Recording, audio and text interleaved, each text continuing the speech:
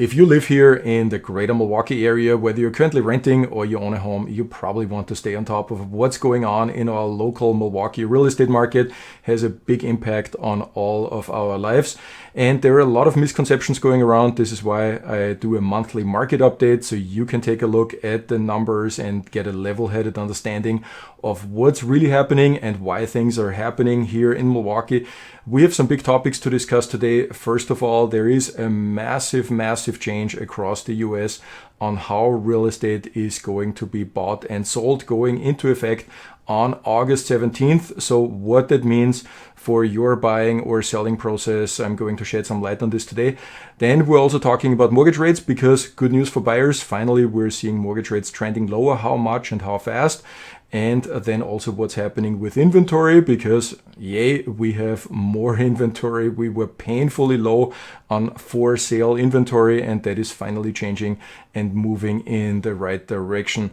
So before we get there, let's take a look at the latest numbers right out of the MLS system from July 2024.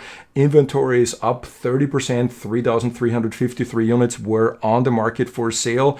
If you compare it with the pre-COVID numbers, you can see below, it's still very low inventory, but any improvement, we're happy about it. Sold units just under 2,200. So you can see the ratio here. Almost everything that's coming on the market is also selling within that month. There's about 1,000 unit discrepancy that's left over that carries over into the next month, but still a very tight market. Usually we should see over 3,000 units being sold every month. And so it's a tight market and a very fast moving market, but also in the velocity, we have seen a little bit of a shift, and that was kind of an unexpected surprise, because 5 days on market has been kind of the average for the last 3 or 4 summers, and that we're seeing 6 days on market in July is really showing you that the market is a little bit slowing down. Not much, we're a far cry away of the 3 to 6 months that it used to take historically to sell a house. 6 days, still very fast, but it's a day more than what we had last year. Home prices are up. $355,000 is now the median price. That's up 11% compared to last year. And if you look at the numbers below, famously in the last 9 years, real estate prices in the Milwaukee area have almost doubled. So that is a huge shift. What are some of the trends that I've seen working with buyers and sellers in the last few weeks? First of all, there is quite a bit of buyer fatigue following the spring market. A lot of people did not get a house under contract for whatever reason. I hear it also talking to other agents, so there's buyer fatigue. That's a normal thing. We see that every year in July. People are taking vacation. They're going up north. They're going to a lake home with the family. And so you can see that slowdown in July. That is throughout the last week of July and August. This is slowly coming back now, and we're picking up pace again. But that was definitely a thing in July. Entry-level market below $350,000 was not impacted that much. That remained really competitive. We've seen a lot of deals selling 5%, 10% over list price, really competitive with a lot of offers. It was quite a bit different in the medium and luxury segments. They're always a little bit slower, and they have felt the vacation time this year, summer, a little bit more than the entry level. But what I've seen across the board, buyers have become pickier. So that's both true for condition and also pricing. So you have to make sure you present your home really well, if necessary, stage it, and bring it to the market to really wow buyers. Because we've seen a lot of feedback that buyers are getting pickier. Don't get the wrong idea here. I'm talking about things are shifting a little bit more towards the favor of the buyers. We are still very deep in a seller's market. So even though we're seeing the needle move a little bit to the advantage of the buyers, don't lose the big picture. We are still very deep in a seller's market. That's just where it is. We'll see how the August numbers are coming out. I think things are easing up a little bit more. We'll talk about that in a second. Inventory is rising to a 12-month high. So inventory was painfully low. If you've been looking for a house this year in spring, we've been around 2,000, 2,500 houses. That's extremely low inventory. We are creeping up here over 3,000 units, still a far cry from the 12,000 that we used to have 10 years ago, or 6,000 even before COVID. So still low inventory, but it's better than what it used to be this year in spring. And the trend The green line here is showing you new listings coming on the market. You can see total inventory on the market and new listings coming on the market is almost the same. And the trend is relatively stable. So for August and for September, I expect more inventory coming. I also hear this from my service providers, from my real estate photographer, from my stagers. They all booked out relatively good for August and for September, which is telling me there's more inventory to come. We also have a few more listings that we're going to bring on the market in the next couple weeks. So good news on the inventory side. Of course, that is helping also a little bit with the competitiveness. List to sale ratio still in the competitive zone, but it's coming down a little bit, just under 102%. What is that ratio? If you're not familiar with it, this is how much people end up paying compared to list price. Historically, people were able to negotiate the price down a little bit. So normally we were 95, 96%. And this has changed during the COVID years. We went over 100%. So on average, people are paying now 101.8%. We've seen a lot of the especially entry-level listings under 350,000 in Wauwatosa and West Allis on the North Shore going for a lot over list price. 5%, 10% over list price is still a thing, but on average things are getting easier, and that's also true to the normal seasonality we see every year. And when you look on the left side of the chart here, you can see here August, September last year. I think we're going to see a similar trend this year, and things are just going to slow down a little bit. Now, next, I want to introduce you, if you haven't heard, about the huge, massive changes that are coming to the real estate industry as of August 17th. A long-standing practice on how real estate agents in the US have been paid is changing forever. It's changing the landscape, and I want to give you the highlights a little bit. So this is the fallout of the NAR lawsuit and settlement that you've probably remember went through the news cycle earlier this spring. The legal changes are going into effect now on August 17th. And before I'll tell you about the changes, let me quickly wrap up on what the historic industry standards used to be. So the listing brokers, the ones that are bringing a house to the market, are selling it, used to split their commission with the co-broke who represented the buyer. This is always how it used to be, because otherwise the buyer would have to come up with the down payment and with the money to pay their real estate agent. And in order to help the sales process, this has always been taken care of by the seller, because it was always in the best interest of the seller. It was always negotiable, and sellers always had the choice to, offer something or nothing. But, for most sellers, they actually did offer a co-broke, and that was usually communicated on the MLS system. And this is important because this is the key piece that is changing. The new rules that are going in effect on August 17th is MLS will no longer allow to display information about co-broke commission for the buyer's agent. So as you are going out to see a property with your buyer's agent, your agent is not guaranteed to be paid for by the listing agent, and they're not able to look it up on the MLS anymore because it's just not there anymore. Very important to understand, the sellers are still allowed to pay for the buyer's agent's commission. And so in a way you can say this is a big change, but you can also say it's not a big change because that was always a possibility. We've always seen it that certain listings hit the market with a reduced or even with no co-broke split for the buyer agent, and it just was not usually in the best interest of the seller. This is why it has been such a big industry standard. Sellers will, in my opinion, always do what is best for the sellers, but the change is it is no longer permissible to communicate that upfront on the MLS. So this is changing the dynamic. So the worst case scenario is that buyers may have to potentially pay for their own agent, partially or in full. You just don't know that when you go looking at a house because it's no longer communicated on the MLS. The biggest tangible change that you will see is that now a buyer agency agreement is required before you can even go on showings and tour homes. So that is a big change of how it used to be, because people used to enter very casually into a buyer agency relationship. You just go with an agent, you look at a few houses, and if you like the house, then you want to write an offer, and there happens to be an agent with you, so that becomes your buyer representation.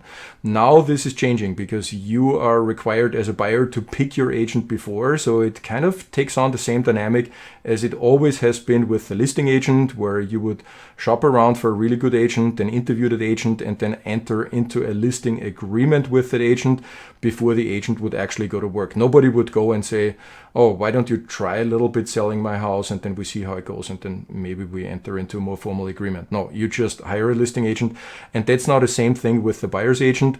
So you want to interview an agent and then sign an agreement with them. You want to hire them. I think what this will do is it will make buyers a lot more picky when it comes to choosing the real estate agent. It will benefit the ones that are doing professional buyers representation, that know what they're doing, that provide a lot of value to their buyers. They will benefit from that. It's probably not good news for agents that do this part-time or on the side a little bit and to just keep a license around for an occasional deal with friends or family. I think they will have a hard time working with buyers in the future. So does that mean as a buyer, you now have to save up for a down payment and you have to save up to pay for your buyer's agent? We will have to see that. It's up to the market to determine. I'll go back to what I said earlier. Sellers will always do what is in the best interest of sellers, what is working best for them. So we will see. I don't think we will see a lot of sellers abandoning that practice of offering a buyer agency commission, but it's up to the market, and we will see in the next weeks and months how that is actually going to shake out. The other thing is it will definitely add another layer of complexity to the whole negotiation process because, of course, as a buyer, you can negotiate paying your agent's commission. You can negotiate that into the deal, just like any other seller concession, for example, closing cost credits or repairs to the property. But it adds a level of complexity to the whole negotiation process, and it makes it that much more important that you really pick a good negotiator and a professional agent to represent you. On that note, if you're thinking about taking advantage of the window of opportunity that we're kind of seeing a little bit in the second half of the year for buyers, and you're thinking about making the step and buying a home, a good first move would be to download our free buyer's guide. I've put it together with a ton of information specifically for the Milwaukee market, how you can gain a competitive edge here. You can download that for free on our website, onpointrg.com. You have it here on the left side, onpointrg.com. Of course, you can also give me a call or send me an email. And from there, the next thing that we typically do is we schedule a free buyer's consultation. So you can come to one of our offices in Whitefish Bay or in Wauwatosa, but typically we're happy to meet with you on a Zoom call. It's most convenient. And then we can talk about how the entire process works. What are you looking to accomplish? What type of house are you looking for? What's the best financing for you? Are you buying and selling at the same time? So there are a lot of things that go into your personal situation. You don't have to come up with the entire strategy on your own. We are here to help you with that. And then, of course, also talk about the buying process and how we can help you negotiate and get a great deal on the contract. So there's a ton of good information in that guide that gets you ready to understand the entire process. And then the next step would be to schedule a formal buyer's consultation. That's, of course, free. We can meet at the office, either in Tosa or Whitefish Bay, or preferably what we do most convenient for clients is to hop on a Zoom call. So this is not something new for us. We've always started with a professional buyer's consultation so we can get to know you and you can get to know us before you make a decision to hire us to help you. And you do not have to enter into a 6 or 12 month agreement with us. If you want to, we can do a 30-day test drive and can get you going on the process, and then you can always decide where you want to take it from there.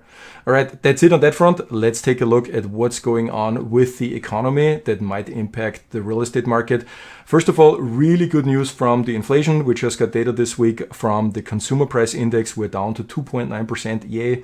It starts with the 2 first time. This is the lowest reading that we had in 3 years since March 2021. And if you look further to the left of the chart, you can see here we're kind of scratching the tops of where we used to be 2017, 2019. So the Fed has been trying to cool down the economy, to get inflation under control, and it looks like we're on the way. Similar information also from the unemployment data. So unemployment is rising. In this context, this is also good news because that means that the economy is cooling. That's what we want, to get inflation under control. And we have now a US unemployment rate of 4.3%. But keep in mind, this is still well below the long-standing average since World War II, 5.7. In fact, everything under 5% is considered a labor shortage. So we're moving in the right direction to a much more balanced labor market, away from that labor shortage that we had after the COVID years.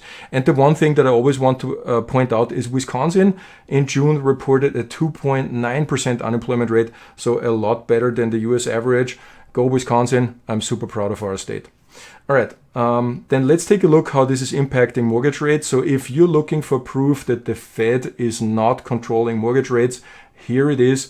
Mortgage rates have dropped by a full percentage point from 7.52 to now 6.4. I actually have a lender who's doing 5.99 now on a 30-year fixed. So that is a quite significant improvement. And the Fed has not even lowered the rate yet. We're expecting this to happen in September on the next Fed meeting. They're going to announce rate cuts. And at least that's the expectation. They've already hinted on that. So if that is actually going to happen, this is going to make the evening news. And with that, I think a lot of more people will start looking into mortgage rates again, because my experience is that most people have not noticed yet that mortgage rates have come down. The general public is not aware. They're not following it on a daily basis. But once it hits the news that the Fed is lowering the rate, then a lot of people who have dropped out of home buying will probably reevaluate the decision depending on where rates are going, either hop back this year in fall or latest in next year in spring. And how big of a difference it is, I want to show you here. On a $500,000 loan, your monthly payment goes from $3,500 to $3,127. That's a $375 difference based on that 6.4. I just did the math. What happens with my lender who does 5.99? That would actually be over $500 difference, because your principal and interest drops to $2,998. I think it was just under $3,000. So this makes a big difference on a $500,000 loan. And this is definitely changing how the market is behaving. So we will see how that pans out over the next months. We have been waiting a long time for rates to get lower, and you can see it happened gradually and then suddenly. And we're at 6.4 here now, so we're getting back in the territory where buyer demand is considered good. But we just got there, so the market hadn't really had time to digest this and respond to this. And if and when we're dropping in below 6.0, so even 5.9 will actually do it, then we're getting back into that green territory where we're considering buyer demand being very strong. What can we expect for home prices next year? Here I have the first forecast for 2025. This is the first time we have numbers from the big banks and from the big institutional analysts. They're expecting moderate home price growth. The average of all of them, 2.7. And I think we're going to see probably a little stronger numbers in the Milwaukee market. And I'll show you in a second why. Here we have the median home prices for Milwaukee in green. And the red line is the national average. You can see Milwaukee home prices are still quite a bit lower. So when people are telling me Milwaukee's homes have gotten so expensive, my question is always compared to what? And when you look at the national average, you can see Milwaukee home prices are still quite a bit lower than the national average, and a lot lower, of course, than high-flying markets like East Coast or West Coast, where homes cost a multiple of what they're costing here in Milwaukee. If you travel a little bit in the US, you very quickly get a sense for there shouldn't really be a reason why Milwaukee real estate is priced below the national average. Milwaukee is not a below average city. So my expectation is that over the next decade or so, this gap will probably close and we might be inching up closer to the national average. The other thing that is really interesting to me here is you can see that during the COVID years, national real estate had a stable trend, and then it really broke out and went into that crazy unicorn spurt that we had here where real estate prices really exploded. And in the last couple of years, it's kind of like going sideways, kind of consolidating a little bit. Milwaukee has behaved totally different. We're on a very steady trajectory. We have not participated in that nonsense that happened in 21, 2022. In fact, the increases here were very modest. And now it seems like we're continuing our steady Eddie Midwest trend here. And it's anybody's guess what's going to happen next. But I'm rather bullish when I look at home prices here for the next 10 years. What can we expect for the next few weeks here in Milwaukee? I think rates are going to continue to trend lower, around 6.5%. So that's quite a bit better than what we have seen during the spring market. We're also going to see slightly more inventory. So the next 90 days are probably going to be the best buying window that we have seen so far in 2024. That's not really a surprise. We see this every year. I stress this every year on my YouTube channel. And it puzzles me. Last year I got feedback from clients that say, yeah, you told us this in September, that this is what it's going to be. And then in February we're talking and they're like, yeah, we just didn't understand how big of a difference this really is. We wish we would have bought in fall. So let this be a message to you. The next 90 days are probably the best opportunity. Less competition, more inventory, still a good amount of choices. So it's really a good window to buy in the next 90 days. The Fed is going to very likely cut the rates in September. This will bring a lot of public attention to mortgage rates. Like I said earlier, a lot of people don't realize that mortgage rates have dropped yet. It's too new. They don't know. They're not aware of it. Once it hits the news cycle in September, it's going to bring a lot more attention. The election, as we've discussed at last month's market update, very much in detail. If it holds true to what we've seen historically, is not going to impact prices at all. It may slow down the market a little bit because in the face of uncertainty, people just freeze and wait, see what's the outcome of the election.